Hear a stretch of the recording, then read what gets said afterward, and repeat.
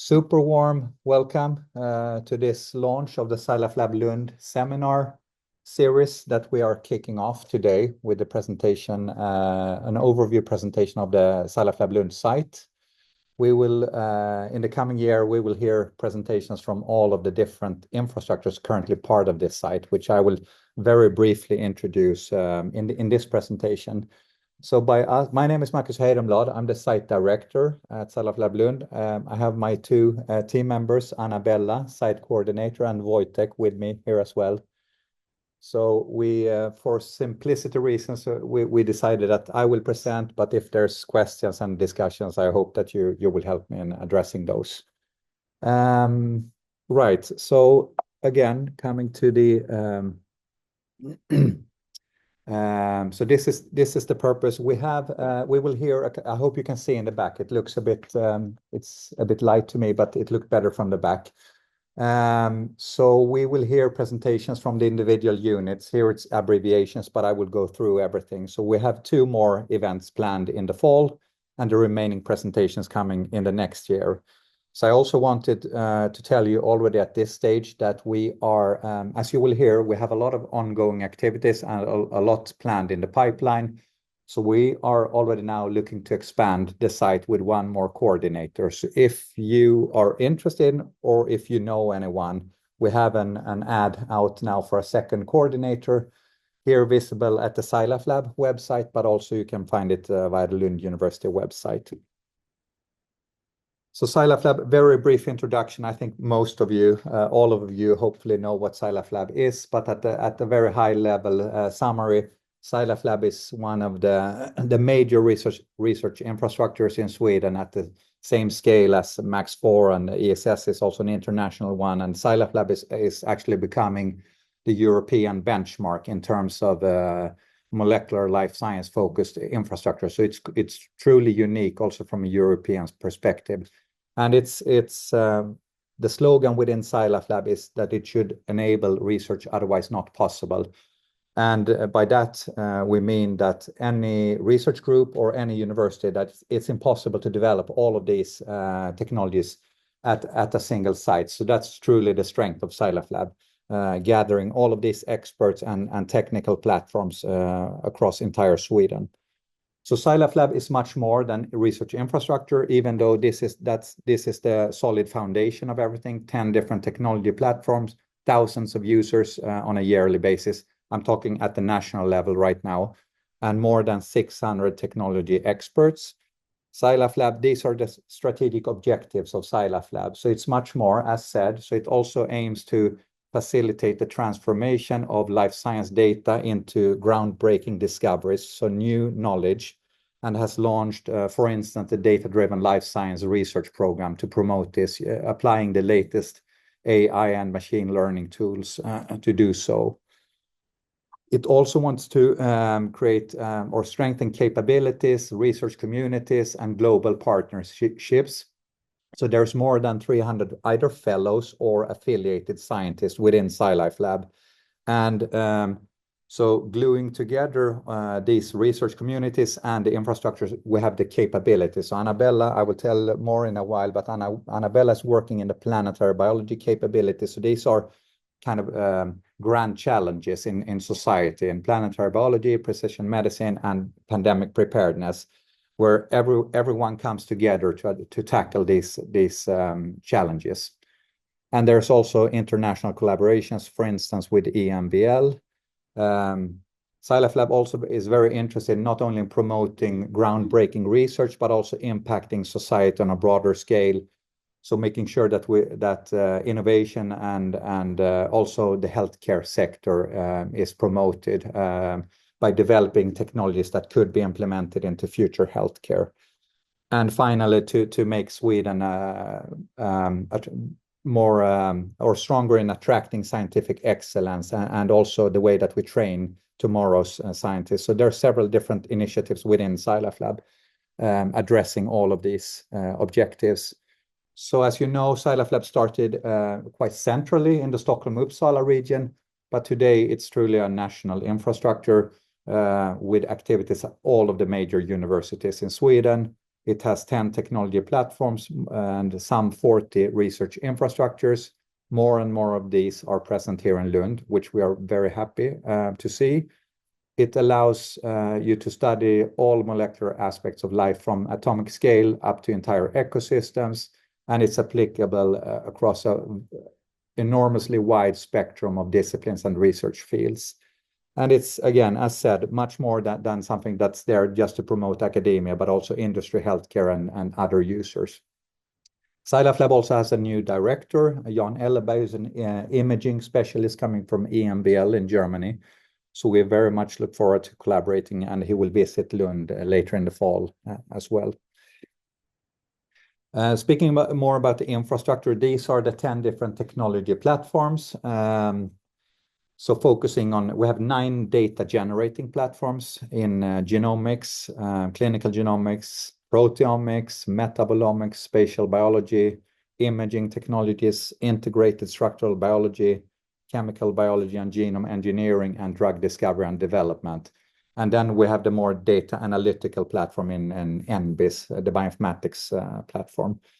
And this, it almost looks like a spaghetti diagram to the right, but you see Sweden in the back, and it's supposed to show where the different units within the platforms are located.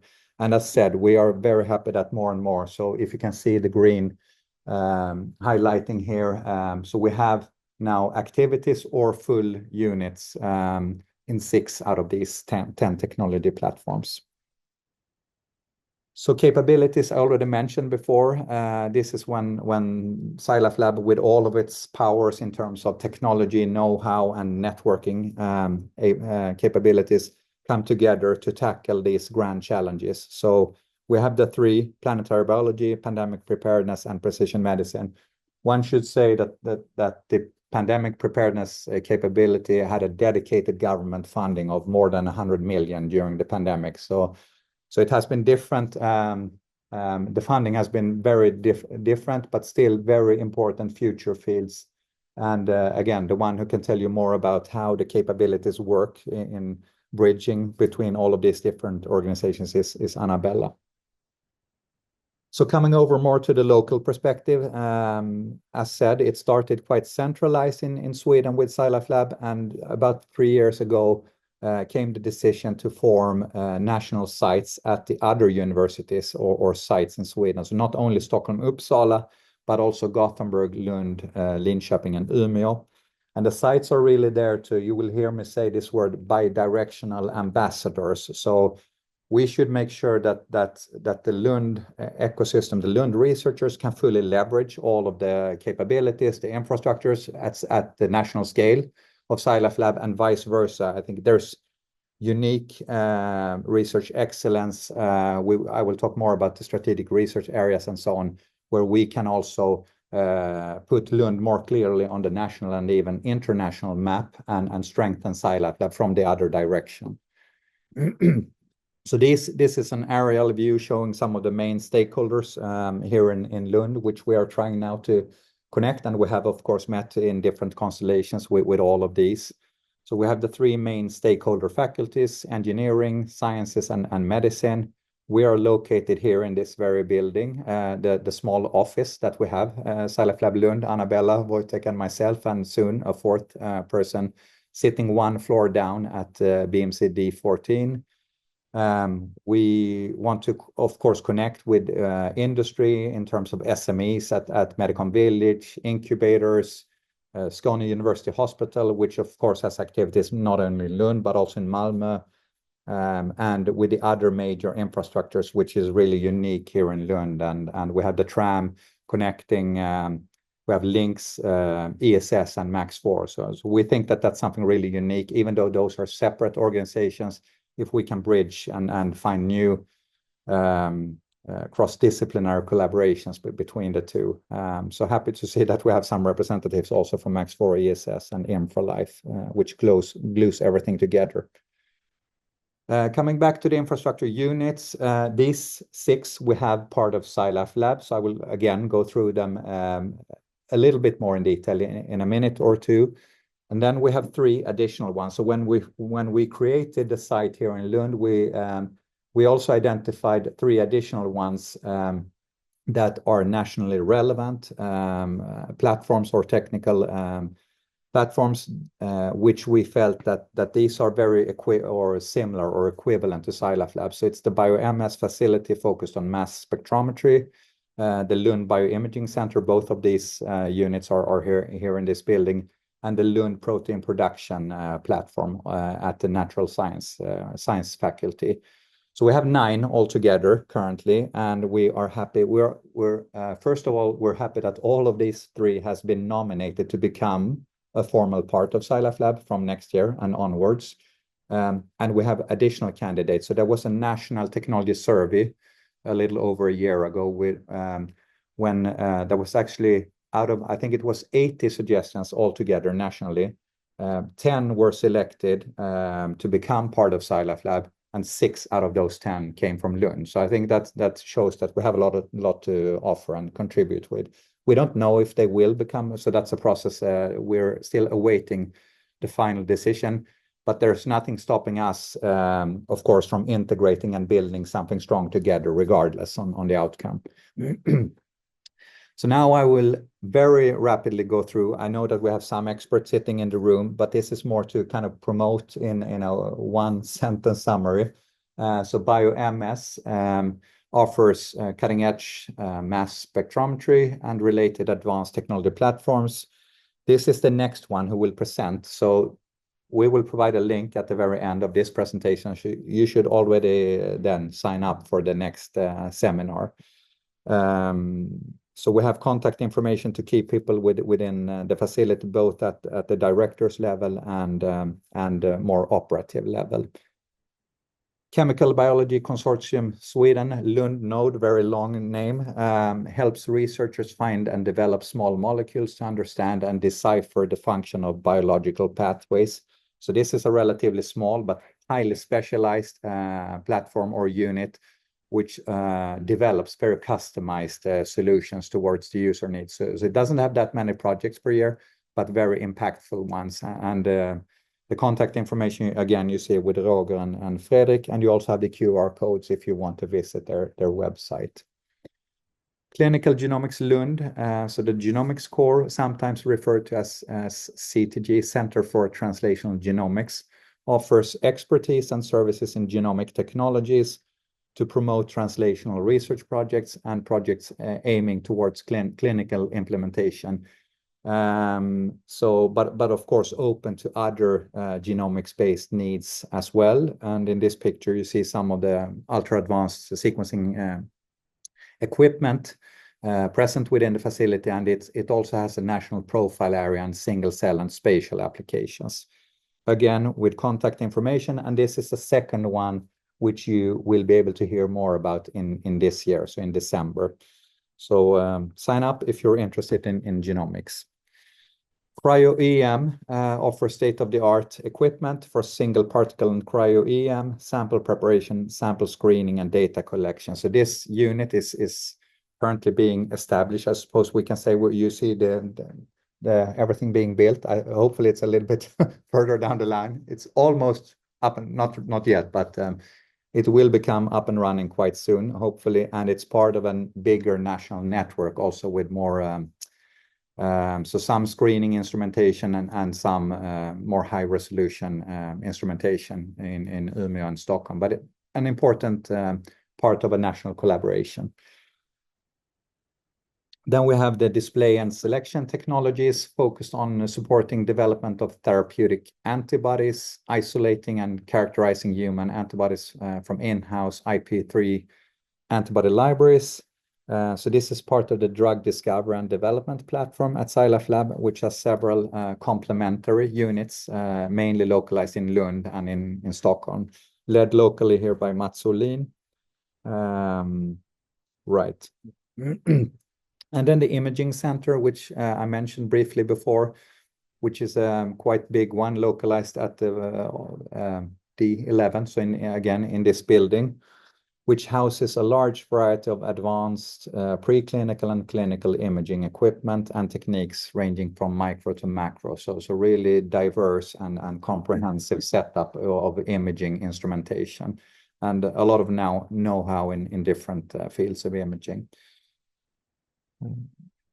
And LP3, so the Lund Protein Production Platform, cross-faculty center that offers services and equipment in the areas of recombinant protein production, crystallization, biophysical characterization, and structure determination of proteins. So part of, again, of a national network, the Protein Production Sweden platform, and also working closely together with the Fragmax facility that I mentioned, one of the candidates to become part of SciLifeLab.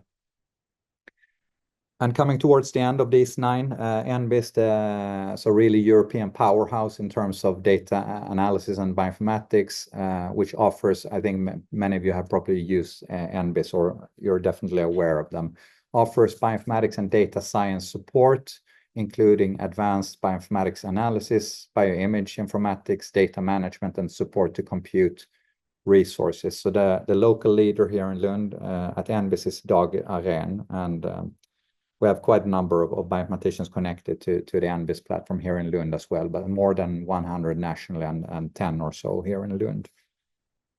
And finally, the structural proteomics facility, which is very tightly linked to the BioMS mass spec facility, which provides cutting-edge equipment and expertise to directly probe protein-protein interactions, with Simon as the local leader.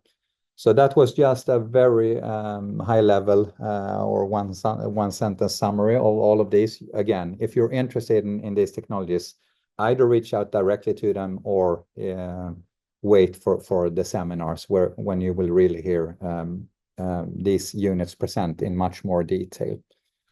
So coming over to the other super important, so what we want to do is of course to have very impactful and cutting edge infrastructure, but we also want to maximize the impact of this infrastructure. So our job is to try to connect best we can with this excellent research environments here within Lund. And we heard of, I'm very happy to say that Lund is involved in 11 out of 20 national strategic research areas, which is more than any other university in the country. I was about to say that 8 of 11 is like molecular life sciences is relevant to 8 of 11, but I had a conversation here before the presentation, so it's even elite could also fit in this, so I should add one more, so 9 of them. So this is really, I think this is unique, and we have we're very strongly positioned to drive unique tech development and also to leverage these platforms here in Lund. But we can do much more in this regard. We have additional research communities. I'm sure I will forget several, and maybe you represent those. So then don't hesitate to mention or to let us know that we have this and that community focused on where you see that you can contribute. We can cross-fertilize one another in terms of tech development, infrastructure, and leveraging infrastructure, and also creating great science. So we have the more tightly linked research communities to SciLifeLab. So 2 programs that have even been launched via or is hosted by SciLifeLab. So the VCMM program, the Wallenberg Center for Molecular Medicine, which has helped in attracting top scientists in regenerative and translational medicine, with more than 20 PIs localized here in Lund. And we have the data-driven life science program, so the more recently launched program, which has 4 different focus areas in Sweden. It's kind of difficult to read, but cell and molecular biology, epidemiology and infection biology, precision medicine and diagnostics, and evolution and biodiversity. So each university has kind of been based on their profiles, their expertise. Each university has been allocated a certain number of PIs, experts to recruit experts in these fields. And in Lund, the recruitments of Camilla Consiglio and Jacob Fogel has been in the fields of epidemiology and infection biology. Camilla very much focused on immunology research, and Jacob Fogel in precision medicine diagnostics. So there is a second recruitment round of additional PIs in that program. currently ongoing. And then we have something else, a very important concept, which is called the SciLifeLab Group Leader. So this is not a fellowship program, but it's more affiliated scientists that in one way or another contribute strongly to building networks or to developing new technologies, in many cases cross technology development within SciLifeLab. So currently we only have 3 from Lund. It was a very tight deadline when the previous recruitment round of these came about a few years ago. But this is something which we think will be very strong, very important to connect better infrastructure with these scientific communities or research communities. So there is a second recruitment round now ongoing. So we have a pre-selection screening within the site currently. So if you think that you or someone in your proximity would make a great candidate to become a group leader, then you should talk to Anabella firsthand, and then we can discuss how this could be mutually beneficial. So I would say there are many different, it's a long document stating the responsibilities, the eligibility criteria and so on. But basically, we're looking for people who can be these bi-directional ambassadors of SciLifeLab Lund locally and connect us better to the different research communities. So this could be faculties, strategic research areas, capabilities, and other research areas. So you could qualify in many different ways, but it's having the infrastructure connection is important. It's not enough just to be a previous user of SciLifeLab. So there has to be a tighter link. But please reach out if you're interested, and we will provide more information on this pre-selection screening. Something that we have launched in Lund, I haven't heard the other sites working on this, is the science and technology themes, where we try to again, find ways to better connect the research communities with the research infrastructures in a very tangible, concrete way. So that's the goal of these.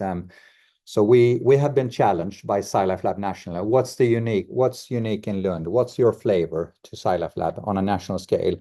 So then of course it made us think, and I think we could probably be unique in many other ways. And the strategic research areas, we are unique in terms of scientific expertise.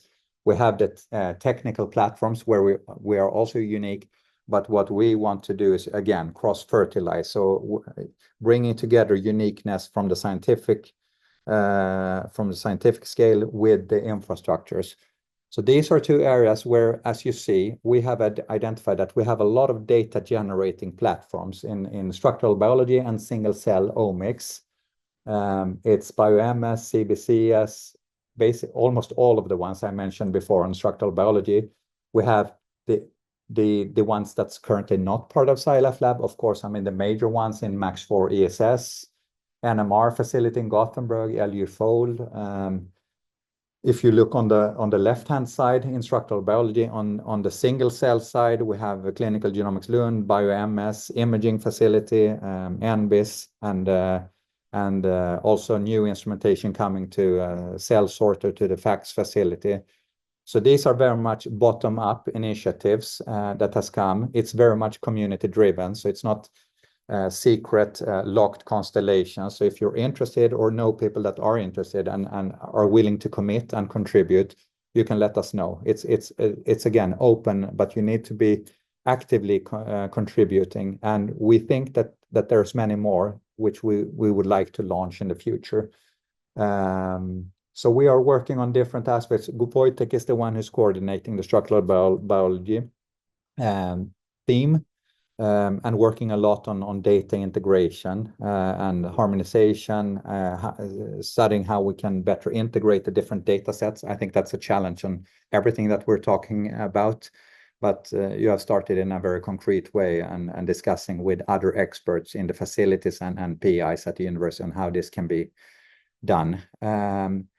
And right now we're discussing to launch pilot projects. Again, there's no internal funding to drive this, so it has to be community driven. We're hoping to be able to apply in the future for funding to drive projects internally as well.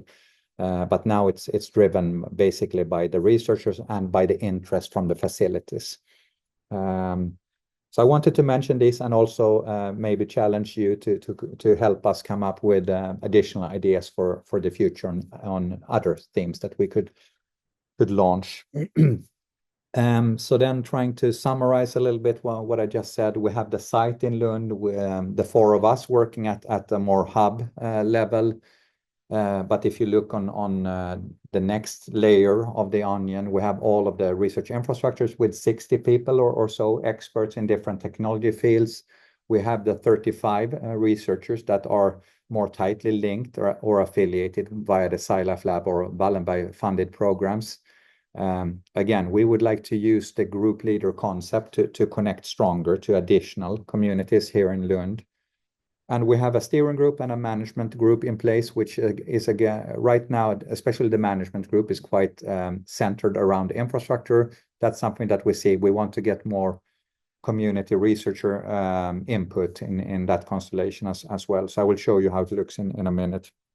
And then we have all of these fantastically strong research environments, which we want to connect better to and to identify these really groundbreaking projects and see how we can impact, put Lund again stronger on the map and impact research and also society on a broader scale.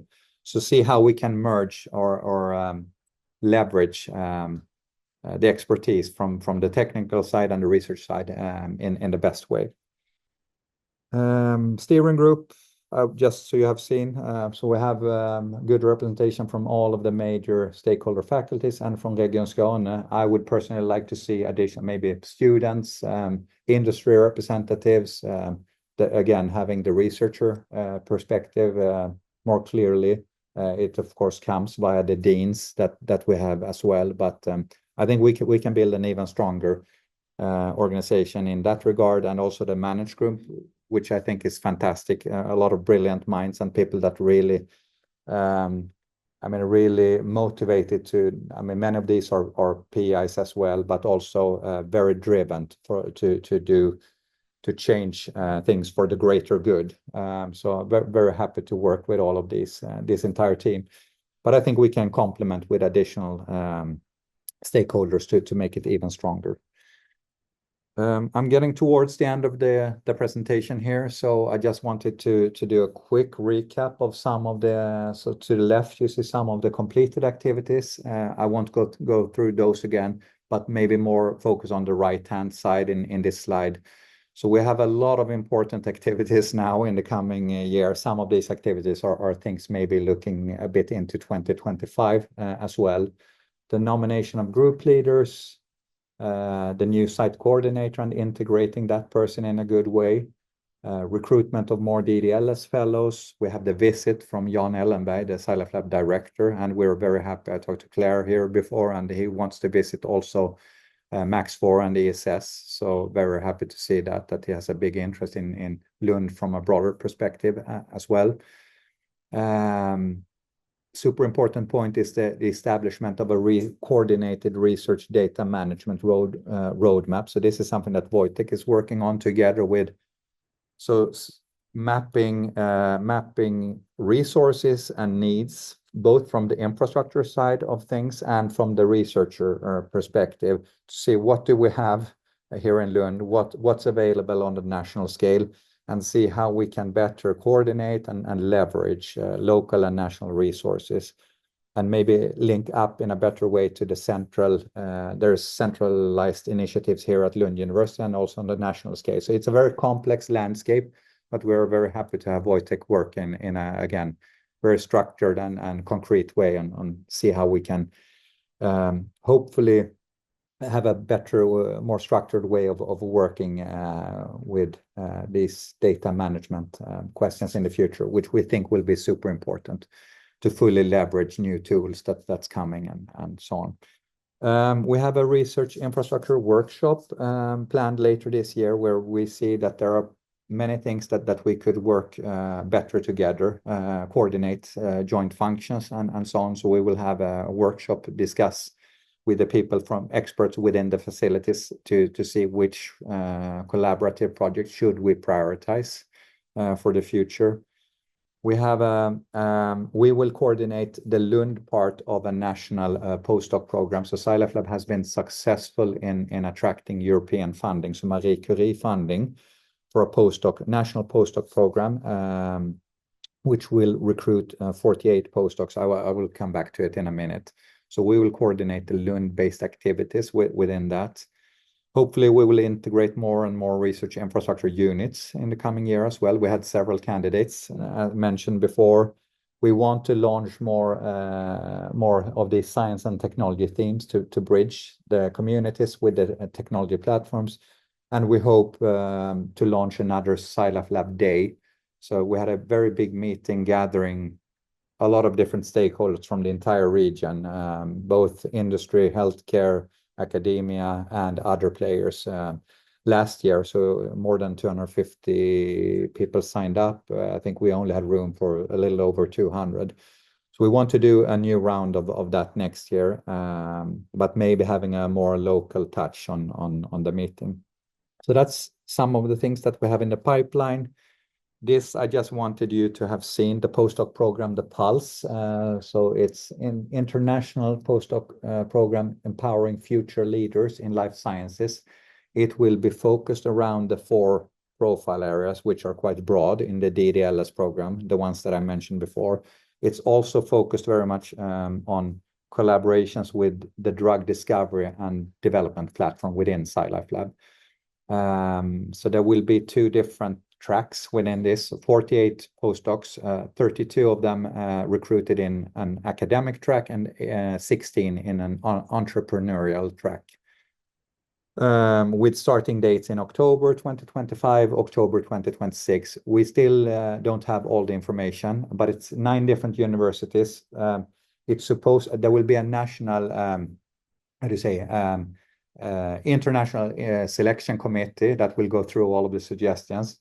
So it's not that Lund will get the exact share so 48 divided by 9. So it will be based on merit and scientific excellence. But we hope that we will enter this the nomination or selection round with a lot of strong proposals, so we can attract many postdocs here to Lund.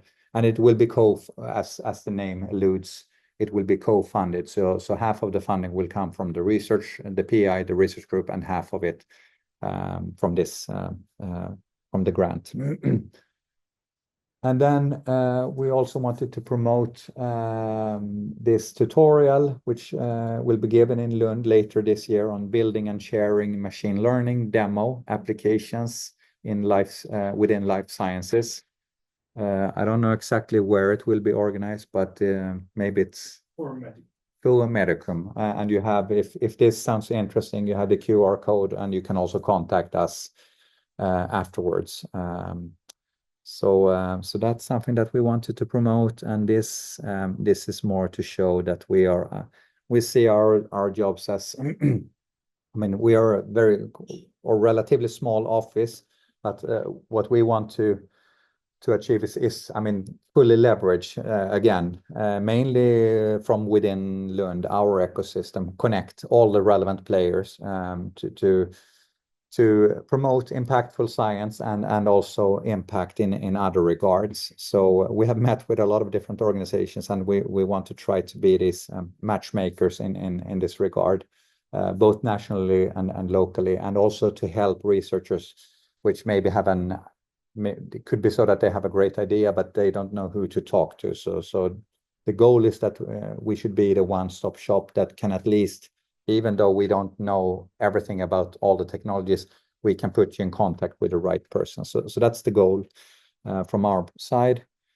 And we are super happy that you came today. It was very important, but we have even more important seminars coming up when the individual units will present what they have to offer.